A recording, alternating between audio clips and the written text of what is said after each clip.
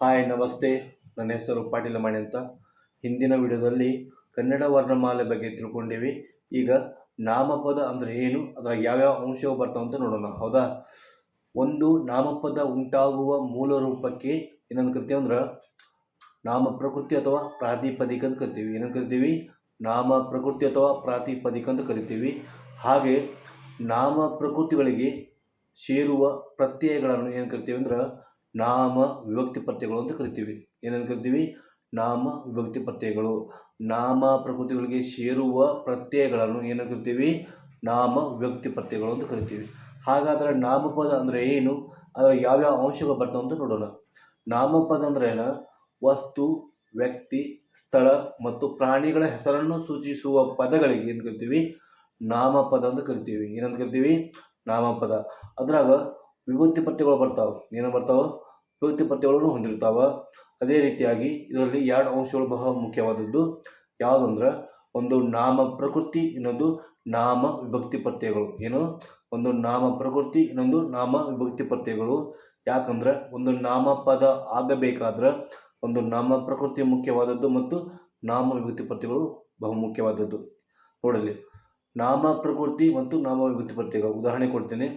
Rama plus ಇಂದ ಏನಾಗತ್ತ? ರಾಮನಿಂದ ಆಗತ್ತ. ಅಂದ್ರೆ ರಾಮ ಎಂಬುದು ಒಂದು ನಾಮ ಪ್ರಕೃತಿ, ಇನ್ನೊಂದು ಇಂದ ಎಂಬುದು ನಾಮ ವಿಭಕ್ತಿ ಪ್ರತ್ಯಯ. ಈ ಎರಡು ಕೂಡಿಸಿದ ಏನಾಗುತ್ತಂದ್ರೆ ಒಂದು ನಾಮಪದ ಆಗುತ್ತ. ಇನ್ನೊಂದು ಉದಾಹರಣೆ, ರಾಮ ಪ್ಲಸ್ ಉ ಈಜ್ವಲ್ ಟು ರಾಮನು. ಇನ್ನಿದು ರಾಮ ಎಂಬುದು ಒಂದು ನಾಮ ಪ್ರಕೃತಿ, ಉ ಎಂದು ಏನದು ನಾಮ ವಿಭಕ್ತಿ ಪ್ರತ್ಯಯ. ಎರಡೂ ಸೇರಿ ಏನಾಗುತ್ತಂದ್ರೆ ನಾಮಪದ ಆಗುತ್ತ. ಜಿಂಕೆ ಪ್ಲಸ್ ಹಣ್ಣು ಜಿಂಕೆಯನ್ನು. ಜಿಂಕೆ ಪ್ಲಸ್ ಹಣ್ಣು ಜಿಂಕೆಯನ್ನು. ಎರಡು ಏನಾಗುತ್ತೆ ಅಂದ್ರೆ ಎರಡು ಕೂಡಿಸಿದಾಗ ಏನಾಗುತ್ತೆ? ನಾಮಪದ ಆಗುತ್ತೆ. ಇನ್ನೊಂದು ಯಾವುದಂದ್ರೆ ಶಿಕ್ಷಕ ಪ್ಲಸ್ ಹೀಗೆ ಶಿಕ್ಷಕನಿಗೆ.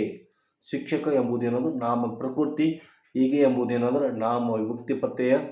ಶಿಕ್ಷಕ ಪ್ಲಸ್ ಹೀಗೆ ಎರಡು ಕೂಡಿಸಿದ ಏನಾಗುತ್ತೆ? ಶಿಕ್ಷಕನಿಗೆ ಆಗುತ್ತೆ. ಇದೇನಂದ್ರೆ ಈ ಎರಡು ಅಂಶಗಳು ನಾಮಪದಕ್ಕೆ ಬಹು ಮುಖ್ಯವಾದದ್ದು. ಹಾಗಾದ್ರೆ ನಾಮ ಪ್ರಕೃತಿ ಅಂದ್ರೆ ಏನು? ನಾಮ ಪ್ರಕೃತಿ ಅಂದ್ರೆ ಏನಂದ್ರೆ ನಾಮಪದದ ಮೂಲ ರೂಪವೇ ನಾಮ ಪ್ರಕೃತಿ ಅಥವಾ ಪ್ರಾತಿಪದಿಕ ಅಂತ ಕರಿತೀವಿ. ಏನಂತ ಕರಿತೀವಿ? ಪ್ರಾತಿಪದಿಕ ಅಂತ ಕರಿತೀವಿ. ಹೌದಾ? ಅದ್ರಾಗ ವಸ್ತು, ವ್ಯಕ್ತಿ, ಸ್ಥಳ ಮತ್ತು ಪ್ರಾಣಿಗಳ ಹೆಸರನ್ನು ನಾಮ ಪ್ರಕೃತಿಗಳು ಒಳಗೊಂಡಿರ್ತವೆ. ಏನು? ವಸ್ತು, ವ್ಯಕ್ತಿ, ಸ್ಥಳ ಮತ್ತು ಪ್ರಾಣಿಗಳ ಹೆಸರನ್ನು ಏನಾದೈತಿ? ನಾಮ ಪ್ರಕೃತಿ ಒಳಗೊಂಡಿರ್ತೈತಿ. ಹೌದಾ?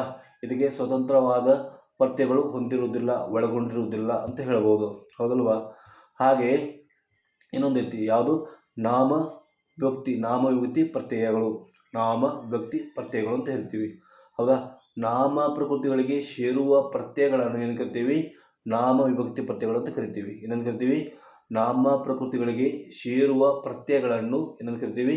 ನಾಮ ವಿಭಕ್ತಿ ಪ್ರತ್ಯಯಗಳು ಅಂತ ಕರಿತೀವಿ. ಹೌದಾ? ಇದಕ್ಕೆ ಈ ಪ್ರತ್ಯಯಗಳಿಗೆ ಸ್ವತಂತ್ರವಾದ ಅರ್ಥ ಇರುವುದಿಲ್ಲ. ಯಾವುದಕ್ಕೆ? ನಾಮ ವಿಭಕ್ತಿ ಪ್ರತ್ಯಯಕ್ಕೆ ಸ್ವತಂತ್ರವಾದ ಅರ್ಥ ಇರುವುದಿಲ್ಲ. ಇವು ವಾಕ್ಯದಲ್ಲಿ ಕ್ರಿಯಾಪದ, ನಾಮಪದ ಏನಂದ್ರೆ ಇವು ಪದಗಳನ್ನು ಸಂಬಂಧವನ್ನು ಹೋಲ್ತಾವ, ಸಂಬಂಧವನ್ನು ತಿಳಿಸ್ತಾವ. ಯಾವುದು? ಇವು ನಾಮ ವಿಭಕ್ತಿ ಪ್ರತ್ಯಯಗಳು. ಹಾಗೆ ಮುಂದೆ ಏನು ಬರ್ತಾವಂದ್ರೆ ಪ್ರತ್ಯಯಗಳು ಬರ್ತಾವೆ. ಏನಂದ್ರೆ ವಿಭಕ್ತಿಗಳು ಬರ್ತಾವ, ಹೊಸಗನ್ನಡ ಪ್ರತ್ಯಯಗಳು ಬರ್ತಾವ, ಹಳೆಗನ್ನಡ ಬರ್ತಾವ, ಕಾರಕಗಳು ಬರ್ತಾವ. ನೋಡಲಿ, ಪ್ರಥಮ ಉ, ದ್ವಿತೀಯ ಹಣ್ಣು, ತೃತೀಯ ಇಂದ, ಚತುರ್ಥಿ ಗೇಕೆ, ಪಂಚಮಿ ದೆಸೆಯಿಂದ. ಹೌದಾ?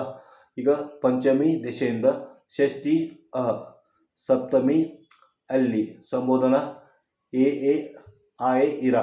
ಹೌದಾ? ಹಾಗೆ ಹಳೆಗನ್ನಡ ಬರ್ತದ.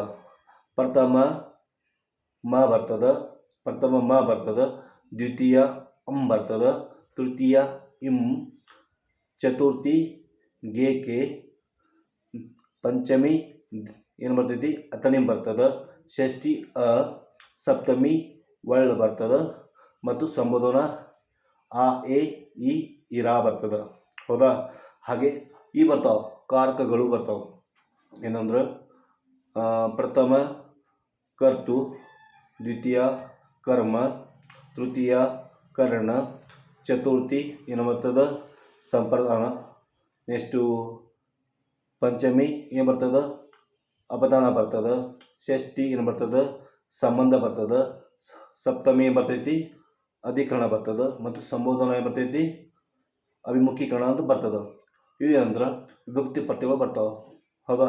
ಹಾಗೆ ಈ ನಾಮ ಪ್ರಕೃತಿಯಲ್ಲಿ ಎರಡು ವಿಧಗಳು ಬಹಳ ಮುಖ್ಯವಾದ್ದು. ಈ ನಾಮ ಪ್ರಕೃತಿಯಲ್ಲಿ ಎರಡು ಬಹುಮುಖ್ಯ ವಿಧಗಳು ಬರ್ತಾವೆ. ಒಂದು ಸಹಜ ನಾಮ, ಇನ್ನೊಂದು ಸಾಧಿತ ನಾಮ ಪ್ರಕೃತಿ ಅಂತ ಬರ್ತಾವೆ.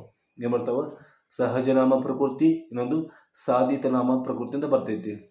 ಸಹಜ ನಾಮ ಪ್ರಕೃತಿ ಅಂದರೆ ಏನಂದ್ರೆ ಮನುಷ್ಯರ ಹೆಸರು, ಪ್ರಾಣಿಗಳ ಹೆಸರು, ವಸ್ತುಗಳ ಹೆಸರು ಮತ್ತು ವಸ್ತುಗಳ ಗುಣ ಸ್ವಭಾವಗಳನ್ನು ಸೂಚಿಸುವ ಹೆಸರು, ಕಾಲ, ಸ್ಥಾನ, ಅಳತೆ, ದಿಕ್ಕು, ಸಂಖ್ಯೆಯನ್ನು ಸೂಚಿಸುವ ಪದಗಳಿಗೆ ಏನು ಕರಿತೀವಿ ಅಂದ್ರೆ ಸಹಜ ನಾಮ ಪ್ರಕೃತಿ ಅಂತ ಕರಿತೀವಿ. ಏನಂತ ಕರಿತೀವಿ? ಸಹಜ ನಾಮ ಪ್ರಕೃತಿ ಅಂತ ಕರಿತೀವಿ. ಇದರ ಯಾವುದೇ ಪ್ರತ್ಯಯಗಳು ಒಳಗೊಂಡಿರುವುದಿಲ್ಲ ಎದ್ರಾಗ ಸಹಜ ನಾಮ ಪ್ರಕೃತಿಯಲ್ಲಿ. ಯಾಕಂದ್ರೆ ಇವು ಹೆಸರನ್ನು ಮಾತ್ರ ಏನು ಮಾಡ್ತೈತಿ? ಸೂಚಿಸ್ತದ. ನಾಮಪದದ ಮೂಲ ರೂಪ ಯಾವುದು?